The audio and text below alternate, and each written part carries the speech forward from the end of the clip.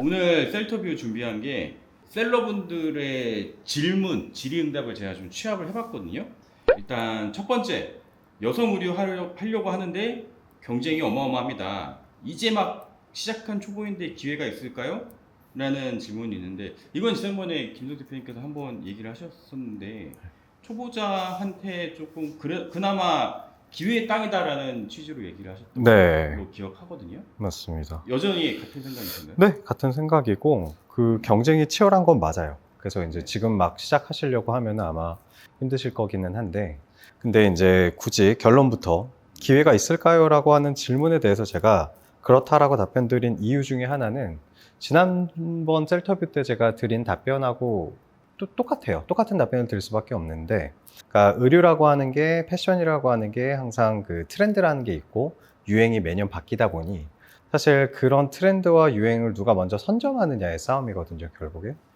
그렇기 때문에 오히려 기회가 있습니다. 그래서 지금 질문 주신 대표님께서 뭐 의류업에 만약에 종사를 하셨거나 뭐 경험이 좀 있으시거나 그리고 또 패션에 워낙 관심이 많고 또 이런 유행을 쫓아가거나 뭐 트렌드를 잡아내는 데 있어서 상당히 좀 민감하게 반응하실 줄만 안다면 저는 분명히 기회는 있다고 말씀드릴 수 있을 것 같아요. 그러면 이제 처음 시작할 때 뭐 여성 의류, 남성 의류, 아동 의류도 있고 겨울 의류, 여름 것도 있고 뭐 양말, 넥타이 이런 걸 수도 있고 액세서리류 이런 걸 수도 있고 한데 어떤 게 초보자한테는 조금 맞을까요?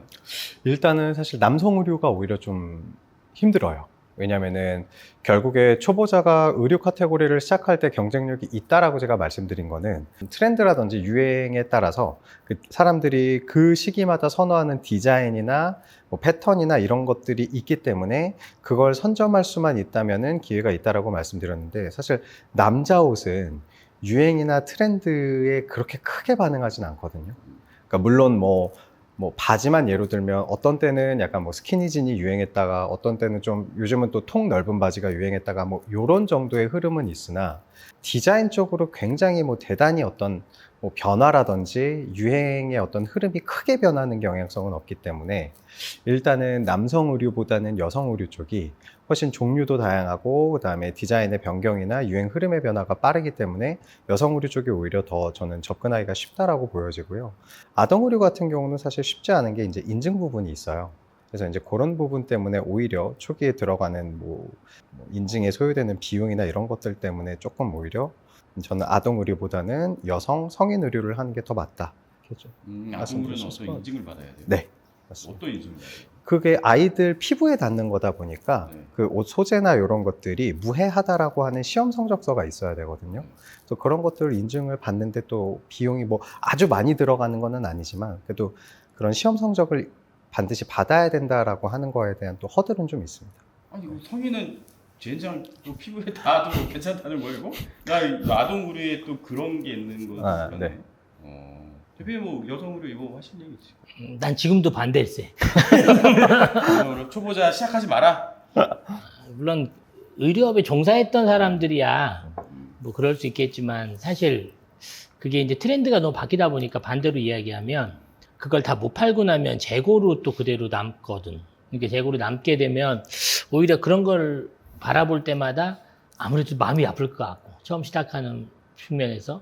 그리고 또 이 의류라는 게 항상 보면 교환에 대한 이슈가 상당히 많고 있기 때문에, 그리고 쿠팡에서도 보면 사실 가장 많은 게 의류잖아요. 네. 교환이나 반품이나 그런 것들 때문에 나는 물론 의류업에 종사하고 난 의류가 좋아라는 사람은 어쩔 수 없고, 그리고 또 이게 또 하나가 상세 페이지 만들 때 사진을 또 되게 잘 찍어야 되거든.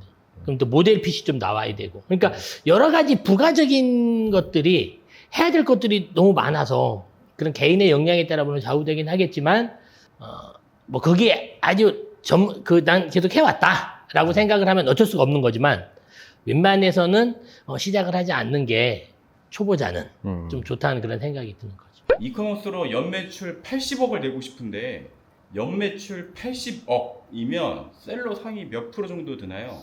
그리고 80억이면 순수익은 얼마쯤 되나요? 라는 이야기예요. 사실 그건 질문이 말이 안 되는 거지. 연매출 80억을 하면 혼자서 하겠냐? 둘이서 하겠냐?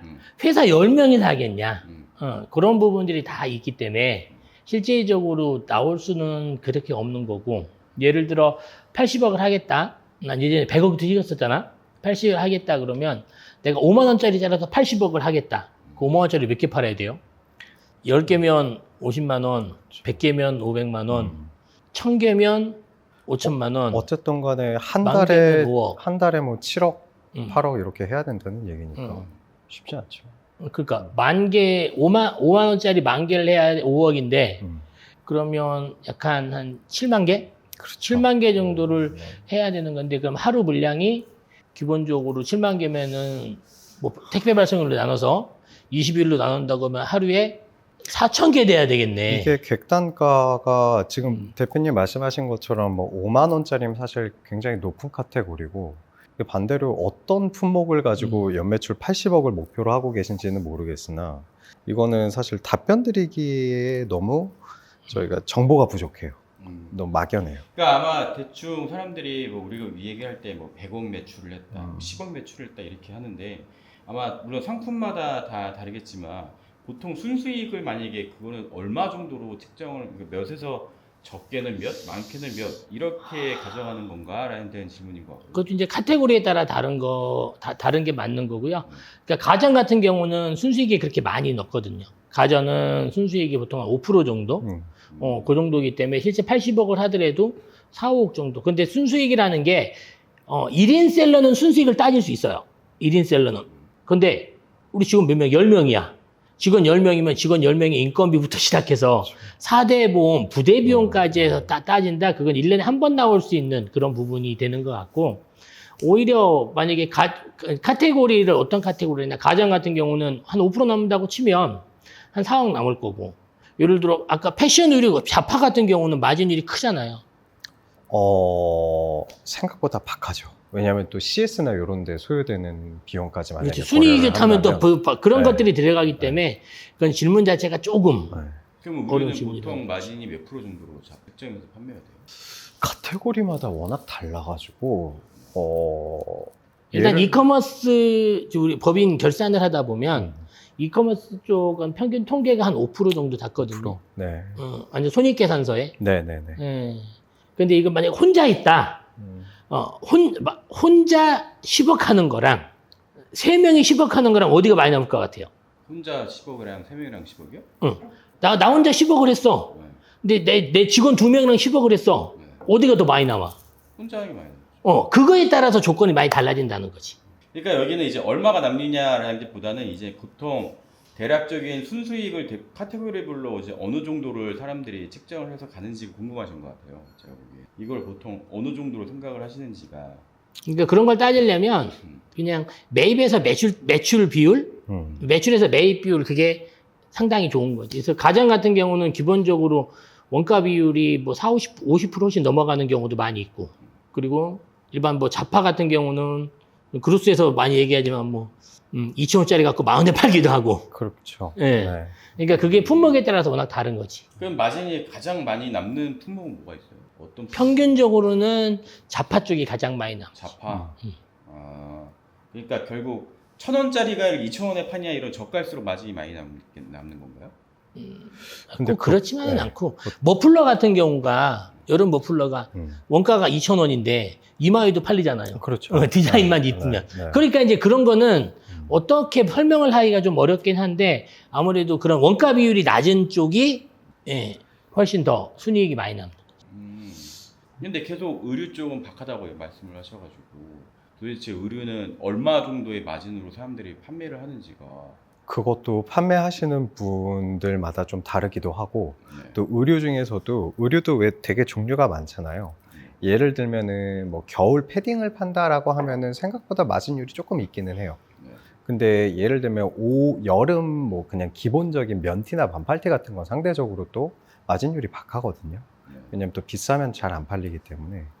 그래서 그래가지고 그거를 평균 잡기는 사실 좀 어렵습니다. 근데 이제 그냥 제 막연한 경험치로 계산을 한다면 주변에 의류 쇼핑몰 하시는 분들이 몇 분 계신데 그냥 하시는 말씀이 이익률, 영업이익 뭐 계산하고 뭐 했을 때 10% 내외 정도 된다라고 말씀하시더라고요. 의류 쪽 하시는 분들. 그 정도. 네. 핸드메이드 제품을 만들고 있는데 이걸 기업화하고 싶습니다. 어떻게 해야 될까요? 안 하는 게 좋지. 하지 마라. 왜 그러냐면 핸드메이드 같은 경우는 노동력을 갈아 넣는 거거든요. 물론 그 시간이 내가 예를 들어 월 매출 1,000만 원일 때 내가 몇 개를 만들 수 있으면 이거를 가지고 내가 그냥 막연히 생각했을 때 핸드메이드 제품이 내가 1,000만 원일 때 100개를 만들 수 있어요. 그러면 나는 100개밖에 못 만들어. 그럼 내가 외주를 주거나 직원을 쓰잖아? 그럼 몇 개 만들 것 같아? 100개 만들 것 같아? 120개 만들 것 같아? 80개 만들 것 같아? 책정이 안 될 것 같아요. 어? 책정이 안 될 것 같아요. 책정이 안 된다고? 네. 나만큼 대표만큼 많이 만들 못 만들 것 같아. 많이 못 만들죠. 많이 못 만들지. 그래서 안 된다는 거야. 그러니까 그런 부분 같은 경우는 이 사람의 노동력을 많이 필요로 하는 거잖아요. 사람의 노동력을 많이 필요로 하는 거는 그 사람이 먼저 있어야 되고 그 사람이 아프거나 그럼 많이 못 나와. 그러면 그만큼 빵꾸나. 그래서 그거를 기업화한다는 거는 조금 위험한 생각인 것 같고 오히려 그 핸드메이드의 특징을 살려서 다른 제품을 공산품화하는 것도 오히려 더 좋은 방법이라고 생각을 하거든요. 이게 핸드메이드라고 하는 게 기준을 어디다 두느냐에 조금 다른 것 같아요. 그러니까 정말 하나에서부터 완제품 나오기까지를 전체 과정을 정말 다 일일이 손으로 하느냐, 아니면은 중간에 어느 과정, 그러니까 소위 말해 뭐 이렇게 조립이라든지 뭐 요런 과정만 그냥 사람이 손으로 하느냐, 이런 거에 따라서 조금 다를 것 같은데, 제가 좀 재밌는 사례가 지금 떠오르는 게 몇 달 전에 미팅한 업체 중에 하나가 수제 비누를 만드는데 심지어 다이소에 납품을 한다고 하시더라고요. 근데 상식적으로 핸드메이드 제품을 다이소에 납품한다는 게 쉬운 일이 아니거든요. 왜냐면 다이소 같은 경우는 기본적으로 한번 발주할 때 막 10만 개, 20만 개 돼요. 근데 한 달에 그만큼을 오더를 핸드메이드 수제 비누로 받아낸다라고 하시더라고요. 그래서 그거 어떻게 하세요? 했더니 그 업체 같은 경우는 조금 재밌는 게 사회적 기업이었거든요. 그러니까 장애인분들이 이제 같이 이렇게 만드시는데, 근데 그게 또 뭐 이렇게 공정을 시스템화하면은 그게 또 가능하다라고 대표님이 말씀하시더라고요. 그건 핸드메이드가 아니죠. 그건 핸드메이드가 아니라 네. 사람이 그냥 비누만 원료만 공장을 안 탔지 네. 실제 자르거나 그런 거는 전부 다 공장 라인을 타야죠. 저도 그게 어떻게 제조되는지를 제가 그 공정 과정을 제가 못 봐가지고 답변을 못 드리겠는데, 그 사례가 좀 생각이 나네요. 네. 핸드메이드라고. 근데 이제 핸드메이드라고 또 말씀을 하셔서 그 대표님은 자기네 제품을, 그래서 저도 나중에 기회 되면 한번 방문해서 어떻게 제조하는지 한번 보고 싶습니다라고 말씀을 드렸었는데, 뭐 기회가 되면 제가 나중에 그 공장 한번 방문해서 뭐 어떻게 하고 계신지 한번 보고 와서 셀터뷰에서 한번 말씀드리도록 하겠습니다. 수제 비누 같은 경우는 성형을 어떻게 하느냐에 따라 좀 많이 달라지거든요. 그 모양 자체가 네. 예를 들어 우리 쓰는 것처럼 막 네모 반듯하게 나오냐, 네, 아니면 네. 금형으로 막 동그랗게 나오느냐, 그거에 따라 다른데 일정 부분 아마 틀에 넣어서 성형을 그렇죠. 하기 때문에 조금 모든 게 매끄럽거나 그러지 않고 좀 약간 거친 그런 부분이 좀 있을 거예요. 근데 결국 그것도 어찌 보면은 공정 안에 들어가서 사람이 만들 뿐이지, 일종의 저는 공정의 일부라고 생각을 그렇죠. 하거든요. 네. 그래서 핸드메이드는 진짜 위험한 게 뭐냐면, 사람을 써서 뭔가를 한다고 했을 때 작은 회사 같은 경우는 시스템이 안 됐기 때문에 예측 불가능한 경우가 많이 생기거든요. 그러면 그 경우에 내가 대응을 못 하게 되면, 이를 납품하기로 했어. 근데 납품이 안 돼. 그럼 고스란히 손해가 되거든요. 손해가 더 많이 나오게 되는 거죠. 그래서 조금 약간 위험한 것 같은 그런 생각이 드는 거죠. 이 이야기랑 비슷한 맥락인데요. 엄마가 집에서 수제청을 만드시는데 스마트 스토어로 팔아서 돈 벌 수 있을까요? 그 공장도 없고 가내 수공업이라 이게 물량이 될지 모르겠습니다라고 하십니다. 이거 일단은 집에서 만든 거 함부로 팔면 안 되고요. 식품 제조업 등록이라는 걸 반드시 하셔야 되거든요. 근데 그거 하려면 교육도 받으셔야 되고, 또 이제 교육받은 내용을 가지고 이제 영업청에 신고해가지고 등록증 받아야 되는데, 그런 거 없이 그냥 바로 팔면은 안 됩니다. 그게 안 나와요. 그렇죠. 가내 일반적인 수공업은 가내 안 나오죠. 쪽에서는 나오기가 힘들고, 그걸 파는 방법은 뭐냐면 요즘 스마트스토어에서 많이 하시는 분들이 카페 하시는 분들 있잖아요. 카페 하시는 분들이 수제청을 직접 만들어요. 네. 이게 직접 제조업이거든요. 직접 제조업에서. 근데 그거는 직접은 파는데 다른 데 도매를 못 그렇죠. 줘. 도매는 못 주죠. 예. 도매를 못 주고 이제 그렇게 하는데, 나는 수제청 되게 괜찮다고 생각을 하거든. 만약에 그 부분이 이제 적법한 절차에 따라서 그렇죠. 만약에 카페를 하시는데 카페에서 우리 손님들을 위한 그런 투자창을 만든다. 그러면 오히려 그 스토리 자체가 훨씬 더 좋을 것 같거든요. 그렇죠. 네. 왜냐하면 온라인 비즈니스 자체가 오프라인이 있다는 거는 사람들한테 신뢰감을 엄청 많이 줄 수 있거든요. 그래서 이거 상세 페이지에 이 청은 우리 카페에 이렇게 판매되고 있습니다. 많은 사람 먹고 있습니다. 그럼 왜 바글바글한 사진 있잖아요. 네네. 줄선 사진. 그런 거 있으면 당연히 맛있겠네라고 생각이 드니까. 근데 여기서는 카페가 아니고 엄마가 간의 집에서 수공업이라 그래서. 집에서? 네. 집에서 수세청을 이거는 안 만드시는데 됩니다. 이걸 팔고 싶다는 못 팔아. 맥락이시거든요. 간의 수공업. 그럼 만약에 뭐 어쨌든 뭐 그 법적인 절차를 다 받았다고 하면 엄마가 집에서 만드는 수세청을 판다는 거에 대해서는 어떻게 생각하세요? 마케팅적으로 풀어낼 수 있는 방법은 지금 전 대표님 말씀하신 것처럼 기획만 잘하면은 사실 마케팅하기는 굉장히 좋을 것 같기는 한데 개인적으로는 저는 차라리 여력이 되신다면 뭐 이걸 직접 손으로 일일이 만들어서 파는 개념보다는 이거에 대한 어떤 레시피를 뭐 어떤 이걸 제조할 수 있는 OEM 공장이나 이런 데랑 차라리 계약을 하셔가지고 좀 물량을 좀 찍어낼 수 있는 시스템을 갖추셔서 파는 것도 하나의 방법이다라고 말씀드리고 싶어요. 좀 마케팅적으로 풀기만 한다면 이런 친정 엄마가 만들어주신 수제청 그런 거 되게 막 좀 그쵸. 감성적으로 좀 있어 보이잖아. 왜냐면 수제청을 남자가 사진 않거든. 그럼 왠지 좀 또 청을 또 젊은 여자들이 사진 않거든. 그럼 40대 주부 정도 되면은 그러면 오히려 친정 엄마가 만들어주신 그런 느낌이다 그러면 오히려 더 감성적으로 구매 진환율이 올라갈 것 같은 생각이 드는 거죠. 요거는 진짜 네 마케팅적으로 풀어낼 수 있는 방법은 조금 다양한 것 같아요. 좋은 것 같아요. 아이템 자체는. 저는 0.38 가느다라는 선에 볼펜을 파는데 죄다 대기업 제품만 있어서 제 볼펜이 팔릴까 고민입니다. 이 볼펜은 어떻게 될까요? 일단 볼펜이 아까 그 수지 볼펜이면 팔려. 근데 공장에서 나온 볼펜이라 그러면 당연히 어렵지. 근데 0.38이라는 그 미리수가 뭐 조사를 해봐야 되겠지만 만약에 그게 필요한 사람들이 있다. 근데 0.38이란 미리수를 다른 데서 얼마나 파는지는 모르겠지만 그거를 하는 데 있어서 그런 거 같은 장인정신이 약간 들어가거든요. 0.38이라고 정확히 찝은 거 봐서는 어떤 게 있는 것 같아. 그 볼펜 중에 그 제일 미끄럽고 유명한 게 제트스트림이라고 일본 거가 있는데 그게 보통 많이 쓰는 게 0.5에서 0.7이거든요. 0.38이면은 더 더 얇아서 세밀하 그리거나 더 실선처럼 얇은 펜이거든요. 오히려 그런 거라면 그런 걸 판매한 이유가 있을 거라고 생각을 하거든요. 그게 일반적인 볼펜은 아니잖아. 그러면 예를 들어 어떤 용도가 분명할 거라고. 0.38이면 완전 가느다라서 사실 필기할 때는 잘 안 쓸 거예요. 그럼 어떤 용도가 있을 거라고. 네. 그럼 만약에 내가 그거를 잘 모르지만 뭐 스케치한 데 쓴다. 그러면 내가 나는 이 스케치를 하기 위해서 요거를 뭐 개발했다. 요거를 내가 최적의 펜을 찾았다. 그런 식으로 그 사람의 스토리와 맞물리면 오히려 더 그거는 마케팅 포인트로 더 쓸 수가 있을 것 같아요. 근데 이제 이분 얘기는 0.38의 볼펜을 파는데 이게 대기업 제품이 있어서 이게 내 거가 팔릴까에 대한 그 고민을 하시는 것 같아요. 대기업을 어떻게. 그래서 타겟팅을 정확하게 세밀하게 잡는 게 핵심인 것 같아요. 전 대표님 말씀이 정확히 딱 들어맞는 게 0.38 미리수를 선택하신 이유가 있으실 거예요.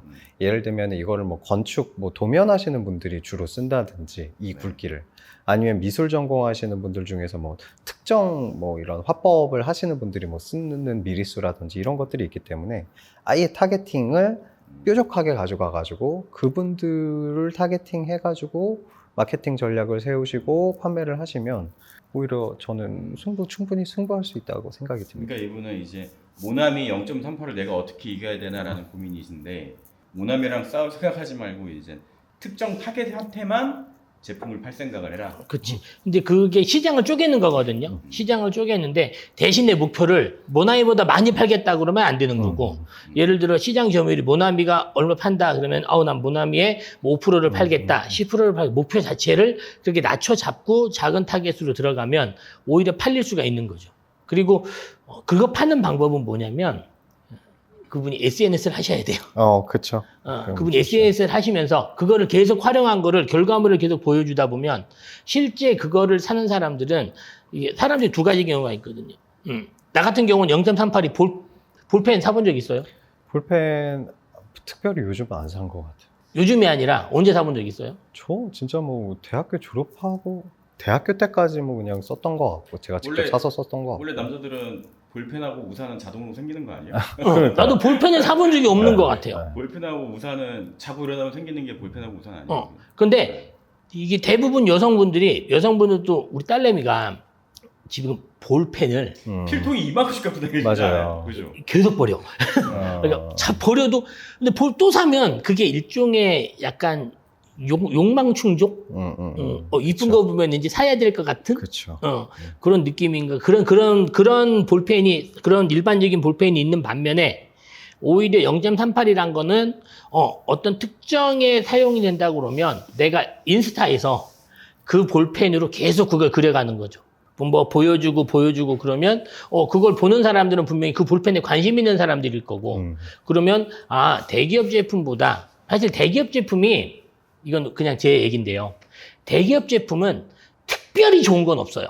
그냥 보편적으로 좋은 걸 뿐이야. 왜 그러냐면 대기업 제품은 어떤 제품이든지 특정에 맞춰지는 게 아니라 보편적으로 맞춰지거든요. 보편적으로. 그거 생각해봐. 피디님 혹시 어렸을 때 라면 종류 몇 개 있었어요? 어렸을 때 라면이요? 라면 종류. 되게 많았던 것 같은데. 되게 많았어요? 지금보다 많았어요? 지금은 더 많아진지 않았죠? 지금 더 많아졌죠? 저희 72년생인데 어렸을 때 라면이 소고기 라면 하나였어요. 농심라면 하나, 삼양라면 하나. 왜냐면 그때는 사람들이 그냥 보편적인 거를 선택했거든. 그런데 사람들의 기호가 다양해지면서 세분화돼서 여러 가지 라면들이 막 나온 거잖아요. 저는 볼펜도 그거라고 생각을 하거든요. 일반적인 사람들은 볼펜 사용 기준에 있어서 뭐 필기감 그런 걸 선택하지만 그 0.38이라는 그거는 어떤 특수성이 있을 거라고 생각을 해요.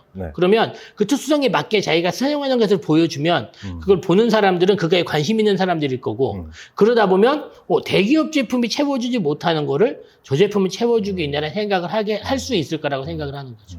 이게 문구냐 필기류 쪽이 은근히 재밌는 게 그 0.38 지금 요 규격의 볼펜하고는 안 맞는 예일 수는 있지만 아까 말씀드린 것처럼 뭐 건축, 뭐 제도 같은 거 하시는 분들이나 미술 하시는 분들 외에도 생각보다 공부하시는 분들이 이거 되게 필기류에 민감해요.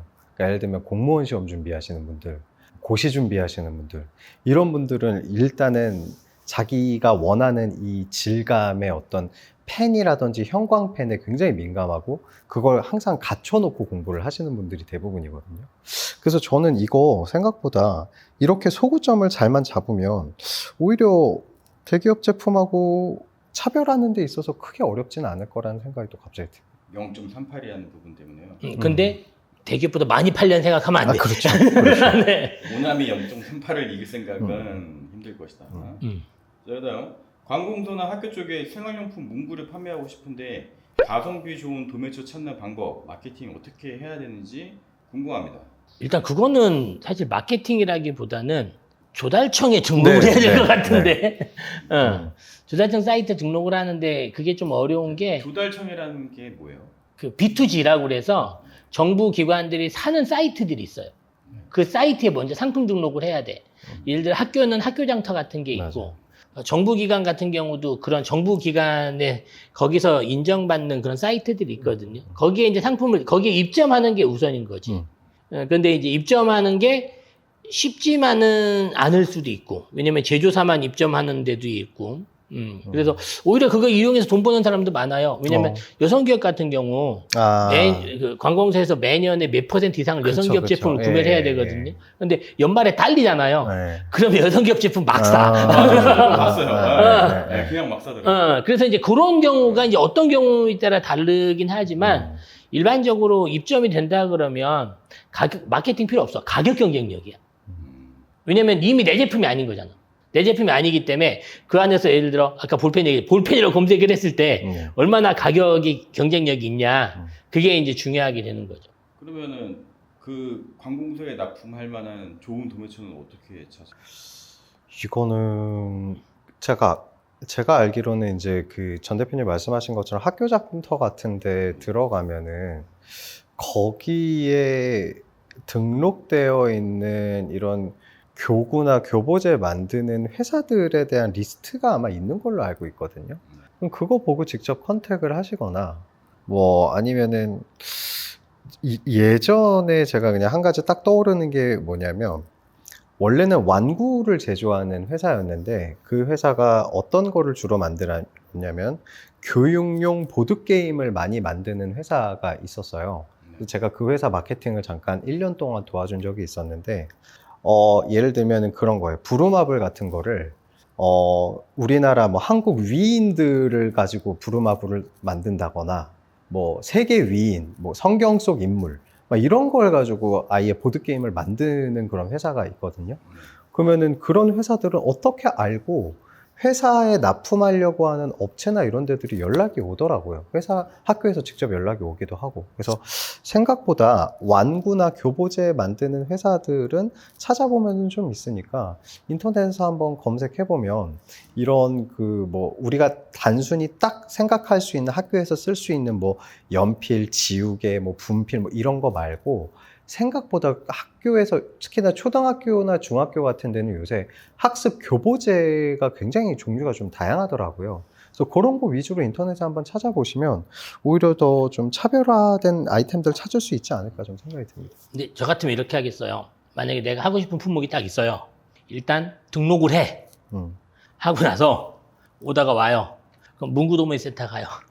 창신동이나 도매센터 가면 상품 나온 것들이 분명히 있어요. 물론 이게 얼마나 똑같은지 모르겠지만 일단 문구도매센터에 가면 그 창신동에 가면 지금도 있거든요. 네.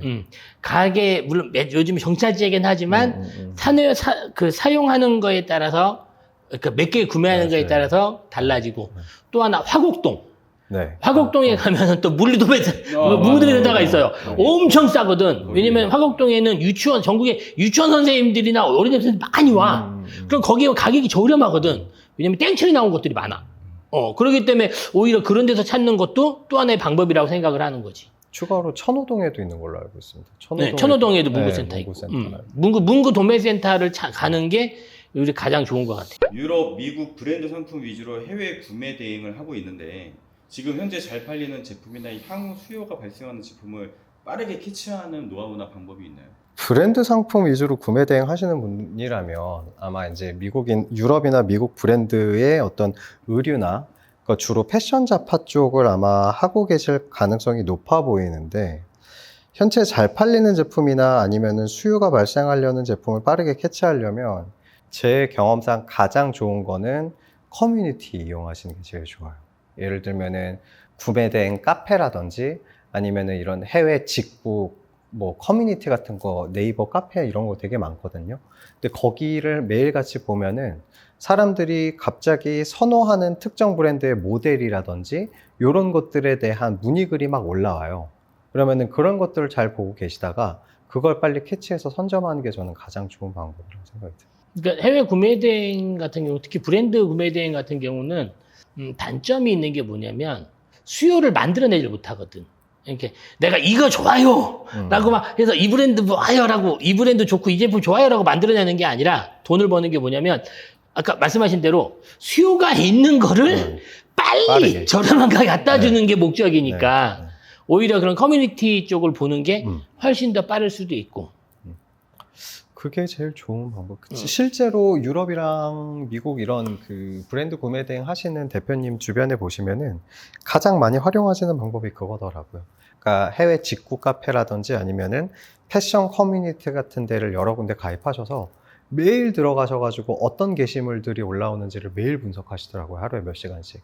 그래서 요즘 사람들이 해외에 어떤 나라의 무슨 브랜드의 어떤 모델을 많이 찾는구나 라고 하는 거를 매일 데이터를 정리해 놓으시고 그걸 가장 빠르게 어디서 가장 싸게 내가 지금 가져올 수 있는지를 항상 분석하시는데 그게 가장 좋은 방법인 것 같아요. 중국 구매 대행 중인데 상품 많이 올려도 매출이 안 나옵니다. 위탁 판매로 바꿔야 될까요?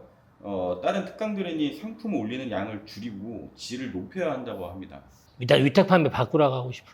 그럴 수밖에 없는 게, 그러니까 중국 구매 대행 같은 경우는 기본적으로 이제 사람들이 중국 구매 대행 제품을 사는 이유가 뭐냐면 첫 번째 국내에 없거나 두 번째 가격이 특별히 저렴하거나 그런 부분인데 국내 아까 잠깐 얘기했지만 구매 대행이 트렌드가 돼서 이 제품이 나오면 국내인 제품이 없을 수가 없어. 그렇기 때문에 그런 부분들 자체를 계속 하는 것보다는 그러니까 사람들이 일단 중국 구매 대행은 특정한 내가 어떤 이거를 바로 하려는 게 아니라 어떤 특정한 상품을 갖고 싶어서 그 상품에 대해서 기다려야 되는 그런 부분이기 때문에 오히려 나는 중국 구매 대행보다는 국내 위탁 판매로 빨리 전환을 하셔서 국내 위탁에서 좀 감을 익힌 다음에 그 다음에 그로스를 하는 게 훨씬 더 빠른 길이라고 생각을 하는 거죠. 그리고 여기 올리신 내용 중에 이미 정답을 알고 계신 것 같아요. 상품 올리는 양은 줄이고 질을 높여야 한다고 그러던데 맞습니다.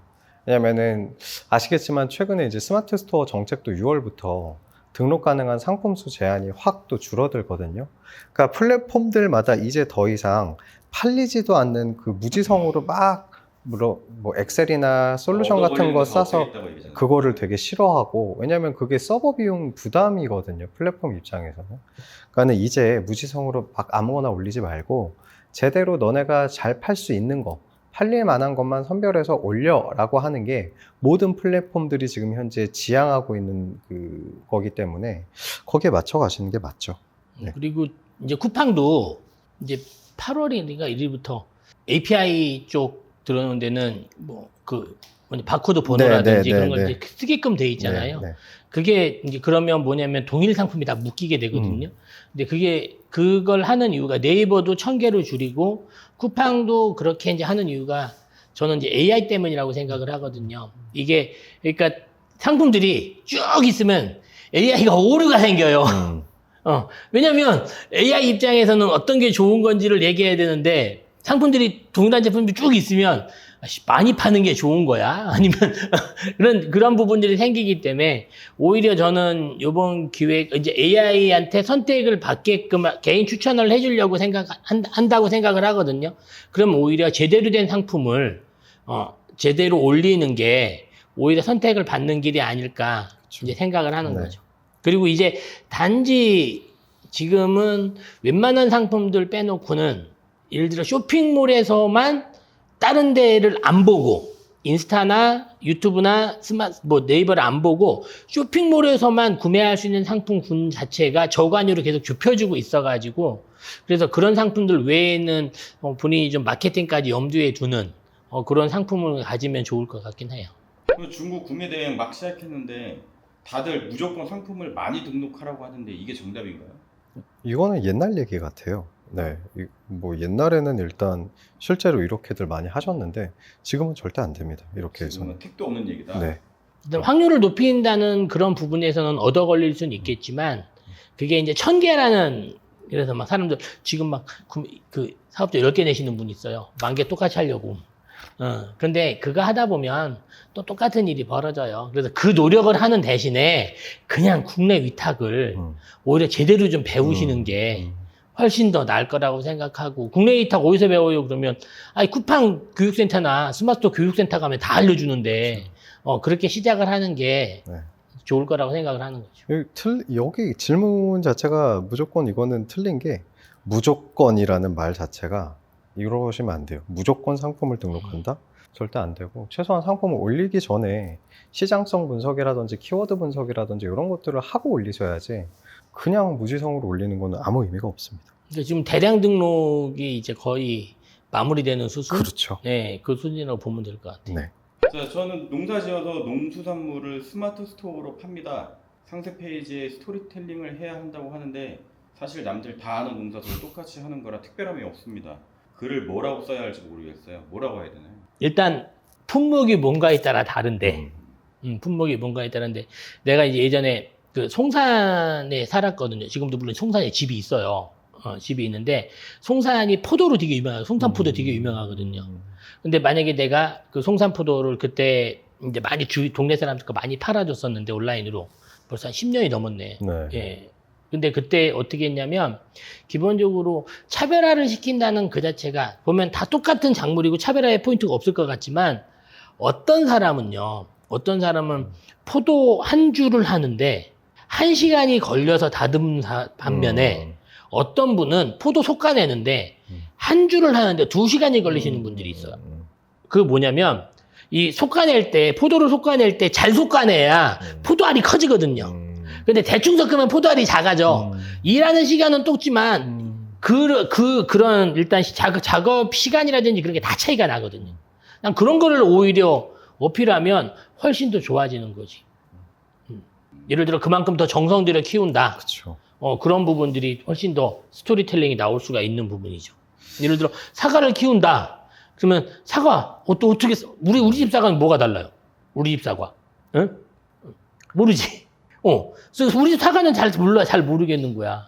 근데 예를 들어 포도는 그렇게 하면 되는 거고, 모든 과일 같은 경우는 그렇게 좀 솎아내는 그런 부분. 그리고 그러니까 과일의 특징을 잡아낼 수 있으면은 잡아내는데 그냥 뭐 남들 물 한 번 줄 때 난 2번 줍니다. 뭐 햇볕 1시간 찔 때 저는 2시간씩 찝니다. 뭔가 해서 나의 어쨌든 특별함이 있으면 그걸 포인트로 잡아봐라는 그렇죠. 말씀이신 거잖아요. 그런 부분들은 엄청 많아요. 농수산 같은 경우는 그거에 따라서 많이 좌우도 하고, 왜냐면 이 농산품, 이 1차 식품이라는 게 감성적인 부분을 상당히 많이 건드리거든요. 1차 식품 자체가 원래 감성적이에요. 그래서 그런 부분을 건드려줄 수 있는 포인트가 있으면 훨씬 더 좋은 거죠. 하긴 예전에 비료도 뭐 한참 천연 비료 이런 거 유행했을 때 우리는 천연 비료 씁니다. 뭐 나오고 우리는 비료 안 쓰고 뭐 계란 껍질 키웁니다. 뭐 이런 거 막 그랬었는데 그게 그러면 난 사과도 갑자기 생각이 났는데, 예를 들어 우리는 예를 들어 굵기가 요만한 것까지 1등급입니다. 근데 남들은 요만한 걸 S등급입니다. 뭐 그런 것들 있잖아. 나만의 특별한 걸 해줄 수 있는 것들이 많을 것 같은데. 이거 질문하신 분이 발상의 전환을 좀 하실 필요가 있다라고 보여져요. 그러니까 사실 남들 다 하는 농사 저도 똑같이 하는 거라 특별함이 없어서라고 하시는데, 이렇게 생각하시면 안 될 것 같아요. 본인 스스로가 먼저. 그래서 저는 그냥 추천드리는 게, 본인이 왜 농사를 하게 됐고 그 다음에 매일매일 농사 일지를 한번 써보시면은 그 안에서 분명히 내가 잡아낼 수 있는 어떤 포인트가 나올 거라는 생각이 들거든요. 그러니까 농사라고 해서 똑같은 사과 농사, 똑같은 포도 농사 짓는다고 해서 다 똑같은 방법으로 농사 짓지는 않을 거예요, 분명히. 그래서 농사 일지 같은 걸 내가 쓰다 보면 내가 그래도 다른 똑같은 작물의 농사를 하시는 분들보다 이 부분은 조금 더 우리가 신경 쓰는 것 같네? 라고 하는 점이 분명히 나올 테니 그런 것들 분명히 발견하실 수 있을 거라 생각이 듭니다. 그게 이제 왜 그러냐면 대부분 그 과일이나 이거는 물량을 크게 가는 게 공판장에 납품을 하거든요. 경매 쪽에 납품을 하는데 거기서는 그런 스토리나 그런 걸 안 봐요. 그렇죠. 아예 안 보고 그렇죠. 사이즈, 무게, 가격, 그날 시세 그것만 보다 보니까 그분들은 거기에 이제 매몰되어 있는 그러한 부분인데 그렇게 파시려면 그렇게 파시는 거고, 만약에 내가 B2C를 해야 되겠다, 나만의 특별함을 가져야겠다 라면 나만의 특별함을 스스로 찾아야 되는 게 맞는 거죠. 똑같은 아동복 가지고 다른 스토어와 차별화주는 방법이 궁금합니다. 모델. 모델. 그리고 사진. 모델이 없으면 그 사진. 그런 부분도 있고, 요즘 같은 경우는 사실 AI가 많이 발달돼 있어서 AI로 만들던데요. 그러니까 AI가 발달돼 있어서 얼마나 섬세하게 그 자녀의 웃는 얼굴, 그 만족도 하는, 그러니까 상대적으로 봤을 때 아동복 같은 경우는 아동복이 있는, 이제 우리가 항상 할 때잖아. 구매자, 사용자, 구매 결정자. 아동복의 사용자는 누구야? 아이잖아. 그럼 구매 결정자는 누구야? 엄마거든요. 그럼 엄마가 아이한테 입혔을 때 이뻐야 되잖아요. 그러면 이쁘다고 생각이 되면 돼. 근데 이쁘다는 게 다 달라. 사람마다 기준이 달라. 그러면 거기서 가장 많은 분들이, 예를 들어 포인트가 이런 거죠. 봄이냐, 여름이냐, 가을이냐, 겨울이냐에 따라서, 그리고 아이가 이 모델이 머리가 이렇게 AI로 생성을 해도, 예를 들어 짧은 머리 AI를 생성할 수가 있고, 모델을 긴 머리 AI를 생성할 수도 있고, 그걸 판매자가 최적으로 찾으면 난 충분히 가능하다고 생각을 하는 거지. 이게 아동복을 판매하고 계신 대표님이라면 아닐 수도 있지만 대부분은 아마 아이를 내가 직접 키우고 있는 입장일 확률이 저는 높아 보이거든요. 아니면 내가 아이를 안 키운다면 주변에 뭐 내가 조카가 있거나 뭐 하다면, 저는 가장 좋은 마케팅은 아동복은 사실 그거라고 해요. 내 아이한테도 이렇게 입히는 옷이다. 그러니 당신도 당신 소중한 아이한테 입히세요 라고 하는 게 저는 가장 좋은 포인트라고 생각이 들거든요. 그래서 아이를 만약에 양육하고 계신 입장이라면 우리 아이한테 내가 팔고 있는 실제 이 옷들을 입히고 하는 것들을 뭐 SNS를 하신다든지 해가지고 그걸 하나의 마케팅 포인트로 우리 아이도 이렇게 안심하고 우리 옷 항상 입혀요 라고 하는 포인트를 자꾸 소비자들한테 주지시키면 그게 저는 가장 좋은 차별화 포인트라는 생각이 들고, 아까 말씀드린 것처럼 아동복 같은 거는 이제 필수적으로 우리가 인증을 받아야 된다라고 했잖아요. 근데 이 인증이라고 하는 게 판매를 위한 필수 인증이 있고요. 성능을 위한 추가 그 기능성 인증이라는 게 있거든요.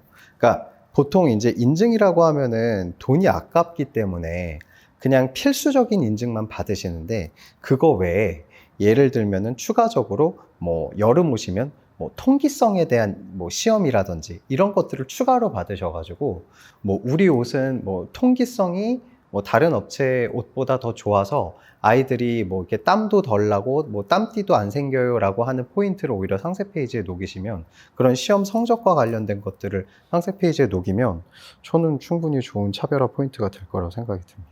그다음 이거 다시 우리 셀토뷰에서 가장 많이 언급됐던 장르인 것 같은데, 저는 건기식을 위탁 판매하는데 건기식 카테고리가 같은 제품을 다르게 보이는 차별화가 너무 힘든 것 같습니다. 건기식 어떻게 차별화해야 할까요? 일단 건기식은 상세 페이지를 심의를 받아야 되기 때문에 이 심의 자체가 후킹 표현이나 그걸 전혀를 못 쓰거든요. 그냥 있는 그대로만 써야 돼. 있는 그대로만 써야 되기 때문에 그거는 상세 페이지에서 차별화라기보다는, 만약에 식품을 내가 위탁 판매예요? 사입이에요? 만든 건기식 거예요? 위탁 판매. 위탁 판매. 위탁 판매라면 건기식은 상세 페이지는 절대 못 바꿔요. 법적으로 문제가 되니까. 그거는 가장 좋은 거는 후기를 많이 받아놓는 거예요.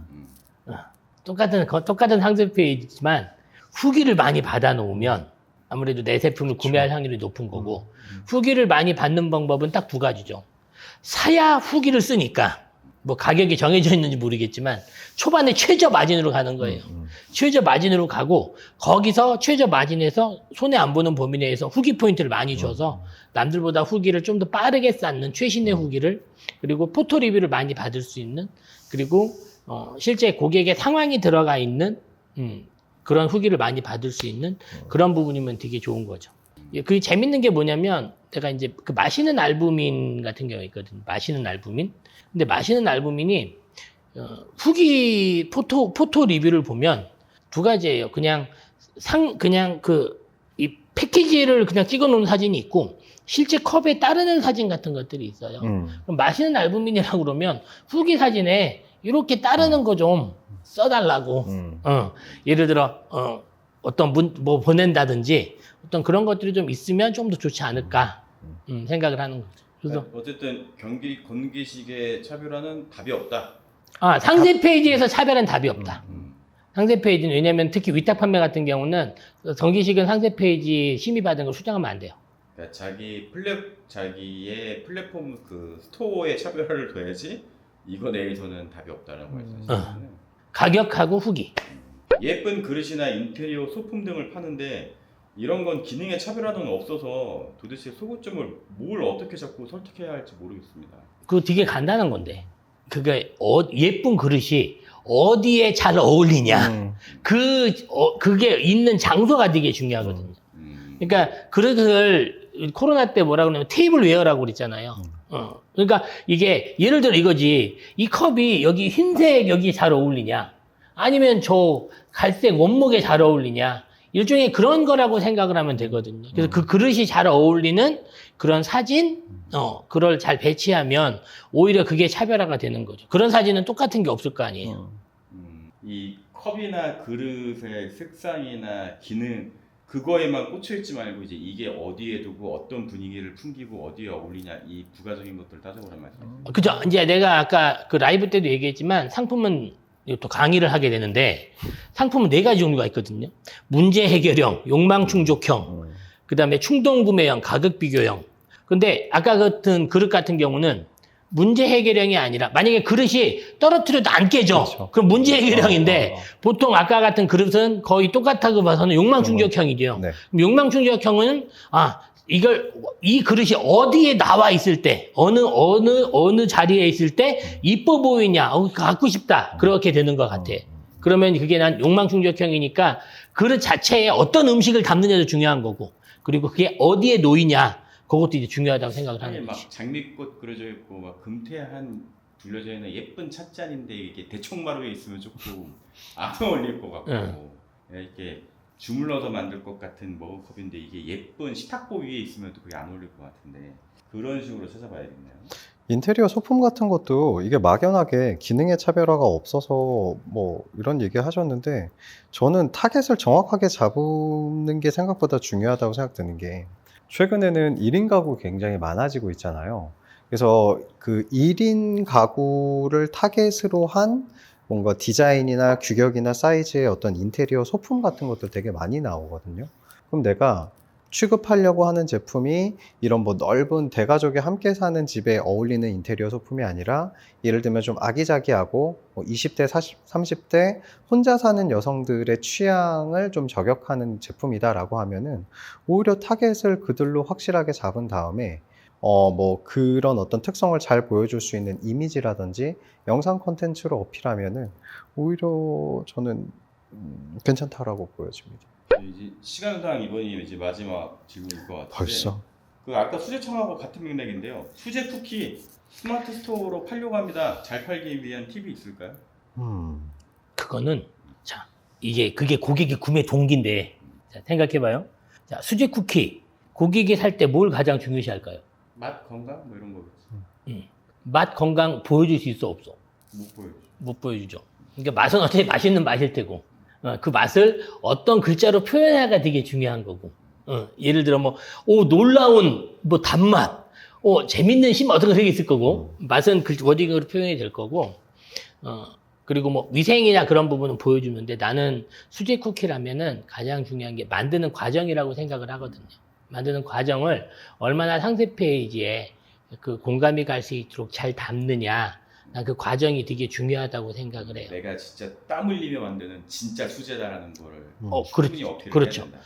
왜냐면 수제 쿠키를 구매하는 사람들은 수제 쿠키를 구매하는 이유가 있을 거라고 생각을 해요. 그렇죠. 편의점 가면 맛있는 거 많잖아요. 맛있는 거.